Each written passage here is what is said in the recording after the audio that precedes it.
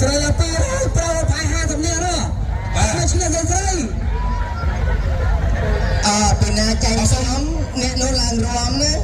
បាទសូមជម្រាបប្រាប់ក្មួយទាំងអស់គ្នាដែលតូចសូមកុំឲ្យចិត្តនៅខ្សែពោះបាទមានការជន់ទៅមានការខូចថ្នាក់អញ្ចឹងក្មួយសូមឲ្យថយ1ម៉ែត្រឬទៅ2ម៉ែត្របាទ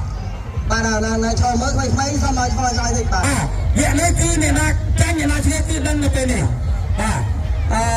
សូមឲ្យលក្ខខណ្ឌបើសិនជាប្រុសរៀងតន់ស្រីដែលខ្លាំងសូមធូរដៃបន្តិចណាកុំឲ្យទីងាប់រស់ណាសូមជនមិនថែមកម្លាំងបាទឃើញថាស្រីមិនតិចទេបាទជិត200នាក់ខាងប្រុសលើតែ200នាក់ជិះពីដៃសូមធូរដាក់ទៀវខ្លាំងពេកខ្លាចយើងដួលទៅវាដៃយើងទាញបើសិនជាឈ្នះហើយយើងបថយបាទបថយកម្លាំងទៅយើងដឹងតែឈ្នះហើយកុំឲ្យអត់ទេអញមើលតែទៅចាច់ទេ13ណារៀប13ទៀតអញ្ចឹងសូមបញ្ជាក់ម្ដងទៀតណាសូមប្រកាស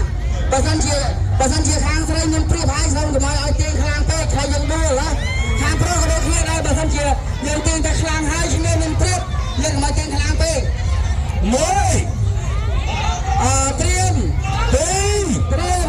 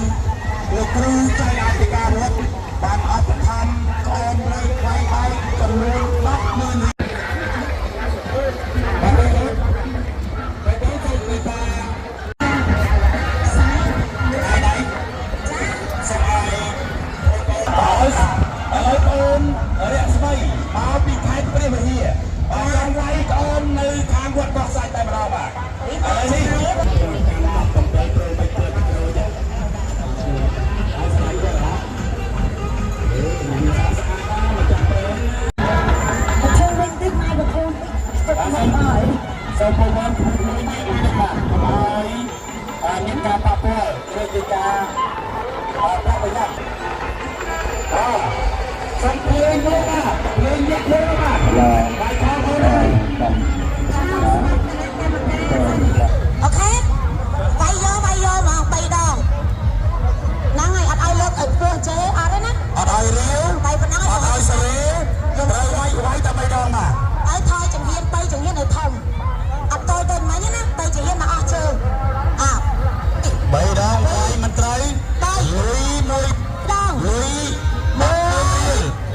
បាទត្រូវមកចាក់